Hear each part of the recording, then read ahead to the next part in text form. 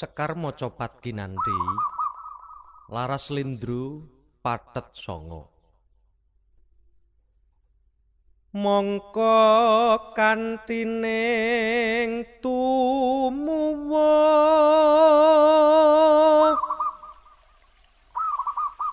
salami mung ngawas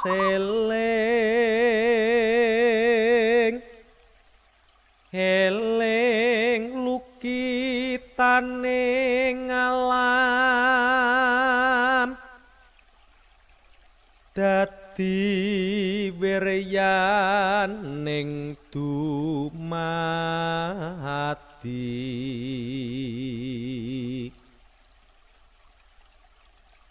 supadi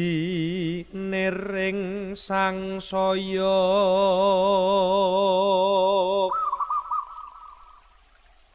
yeku pangreksaning urip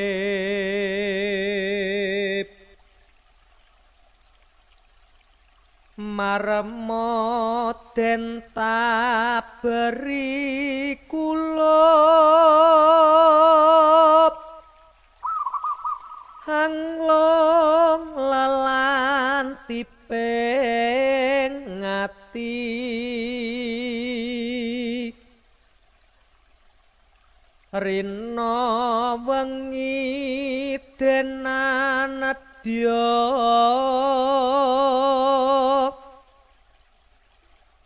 pandak pandu ing pambuti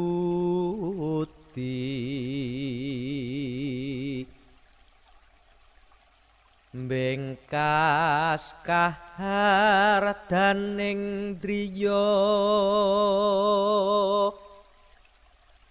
supaya dadya utami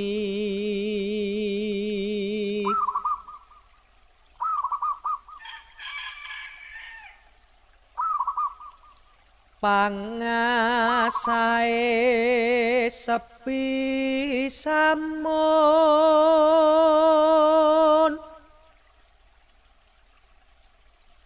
aywa asah ing salami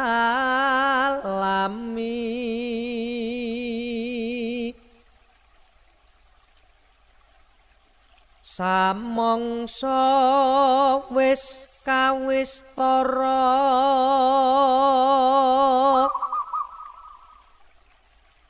lalandhepe mingis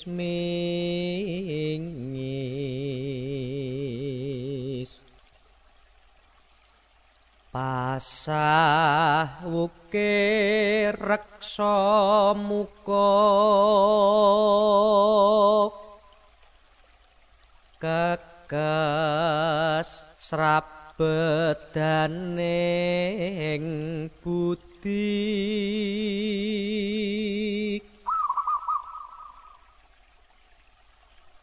dene awas tegesipun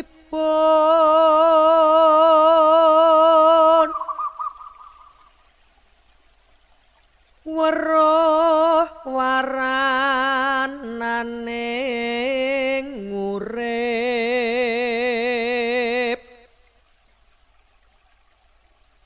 miwah wisesaning tunggal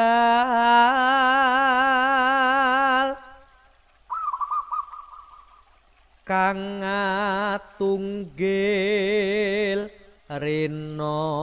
wengi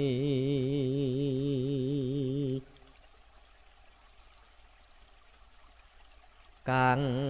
mukitan ing sarkara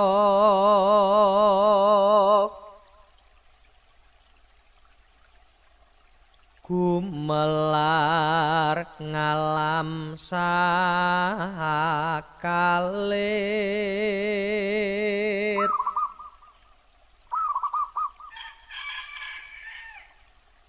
Aywa sembrono ing kalbu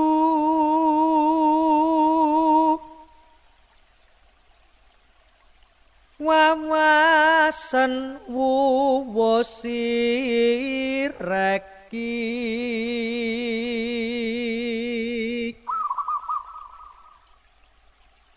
ing kono yakti karasa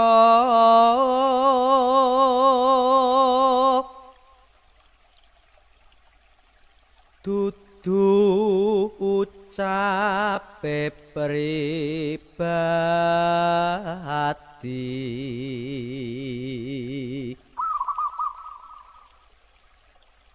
marmoden sembadeng setya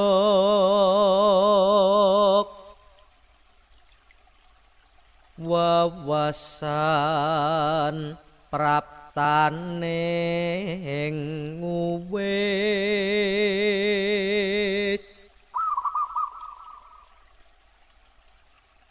sernakno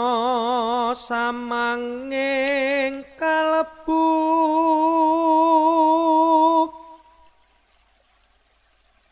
den waspada ing aeksi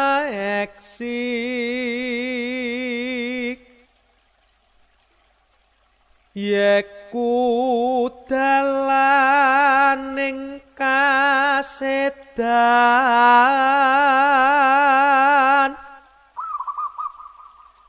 sinuda saka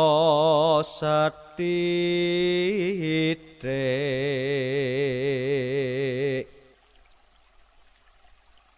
pamota ing nafsu hawa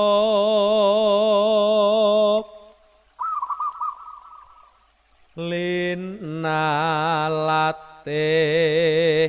mamre titik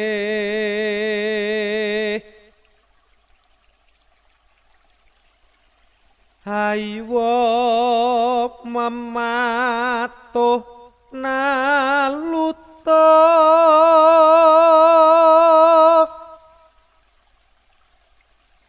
tanpa tuwas tanpa kasil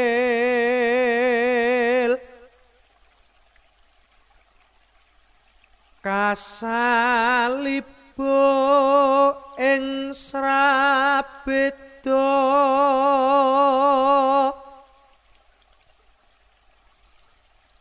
marmodipun ngati-ati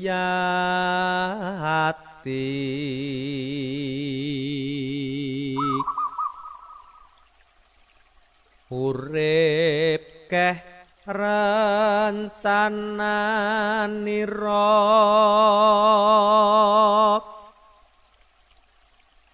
sambe kala den kaliling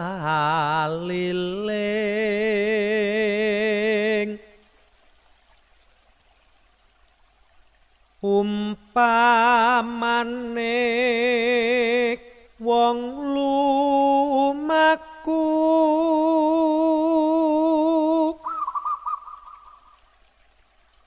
marga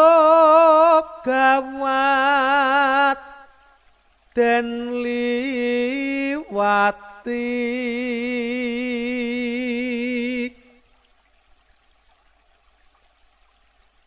lamun kuranging pangarah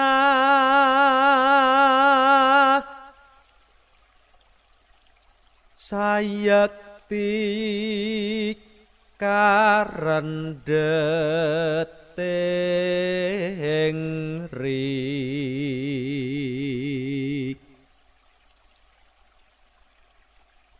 apese kasandung padas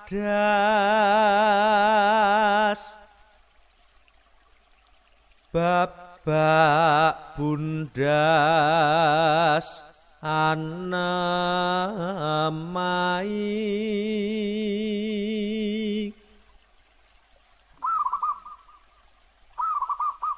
lumrah wae yen kateku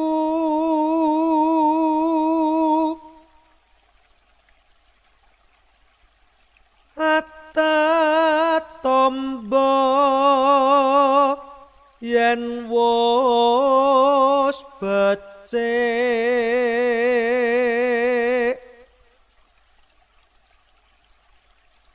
duwe yo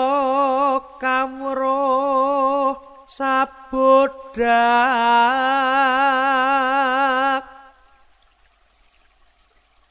yen tan nartani ing kapti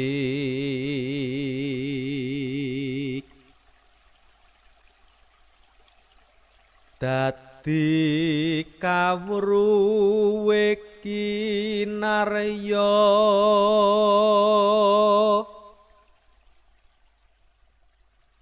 ngupaya kasil lan melek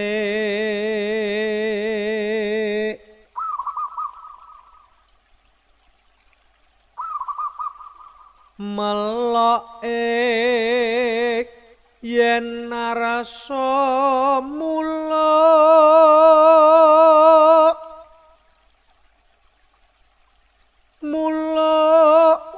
ujar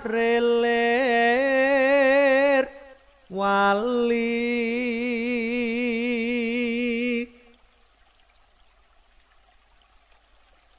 wola mali nora nyata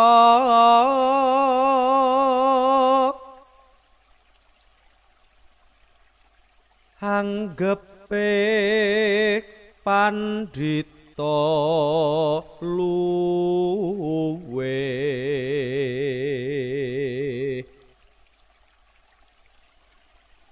kaluwiyane tanana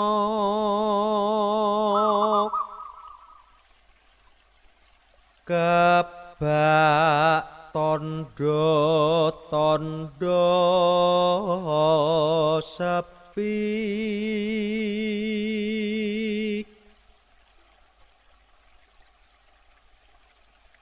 kawruhe mung ana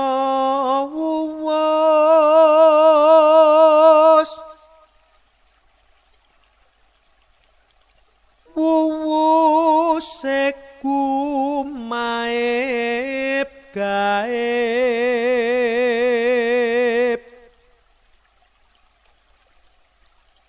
kaslireng titik tan kena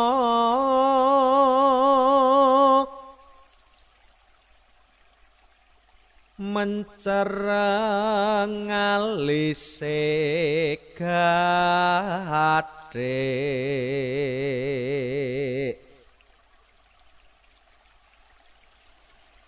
apa pandhita antiga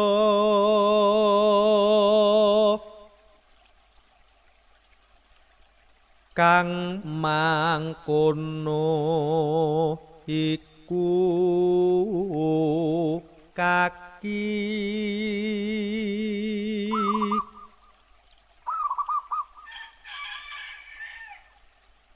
mangkono kang aran laku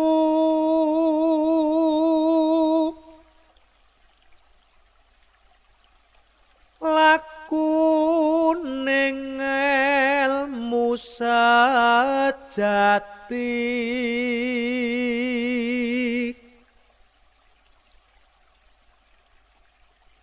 tandah wen pati openan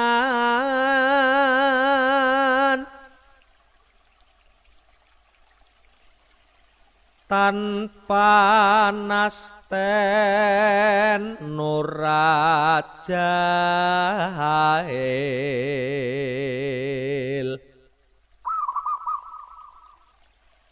tanjurungi ing kahardan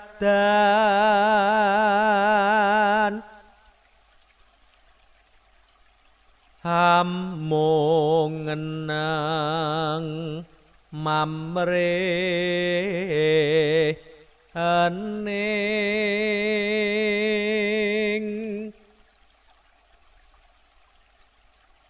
kaunanging budi luhung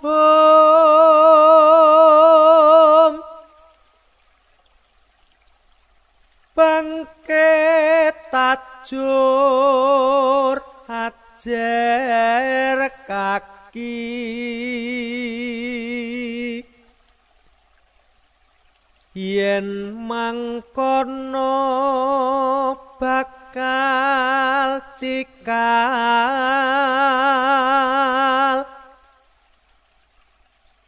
tukul wiji ning utami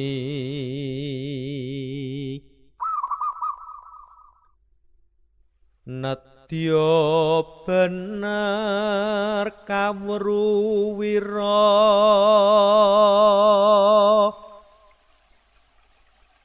yen ana kang nyulayani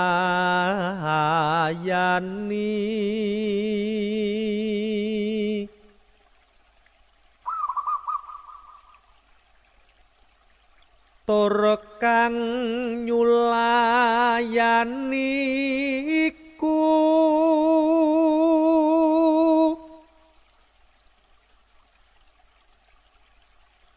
wis roh yen kawruhe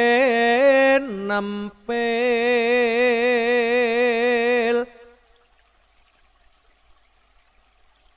nanging laire angalah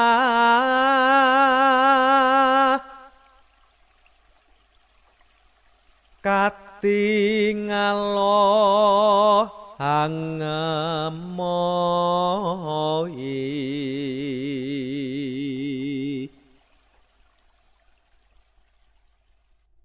mung ngenaki tiasing liyan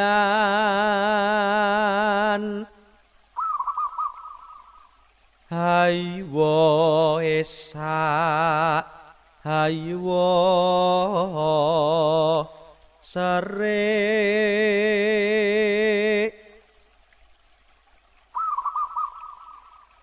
yeku ilapating wahyu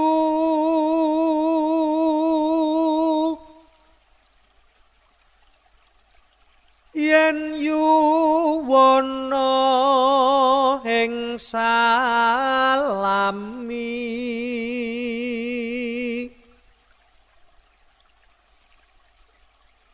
marga wimbuhing nugraha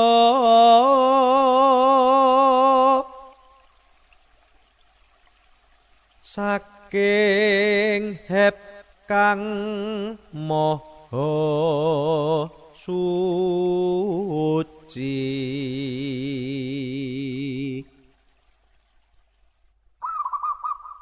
cinancang pucuk ing cipta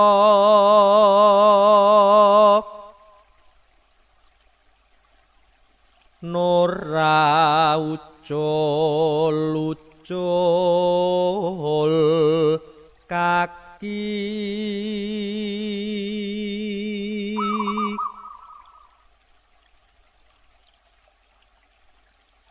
mangkono ingkang tinamtu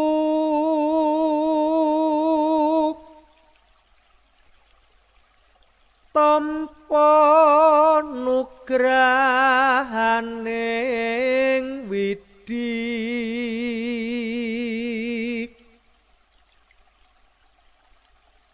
marmata kulup den bisa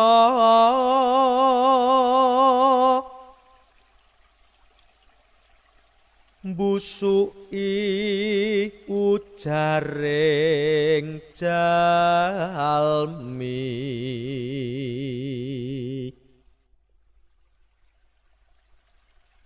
pakoleh lair batinnya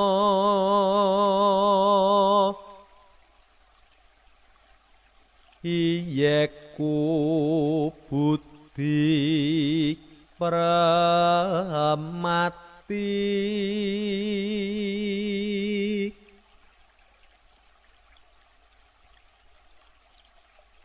pantes tinulati niru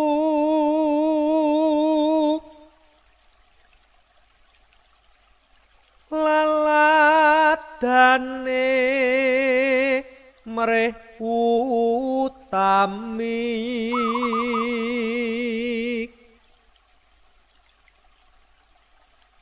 utama kembanging mulya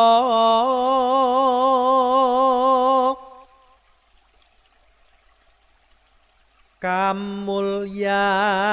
jiwaning diri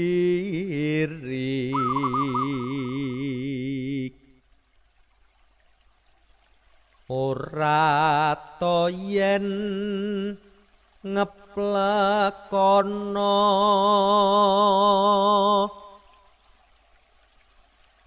lir luluhur nguni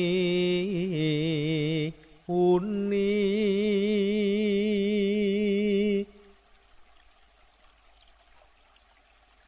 hananging to kudu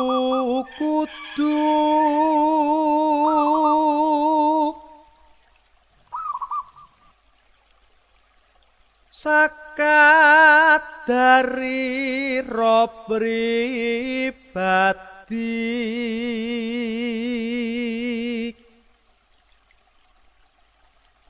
ayo tinggal tutuladan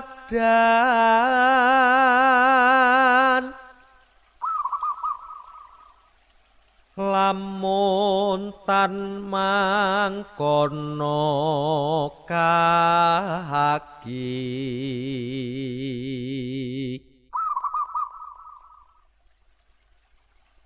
yakti tuna ing tumita pomo kaestokno kaki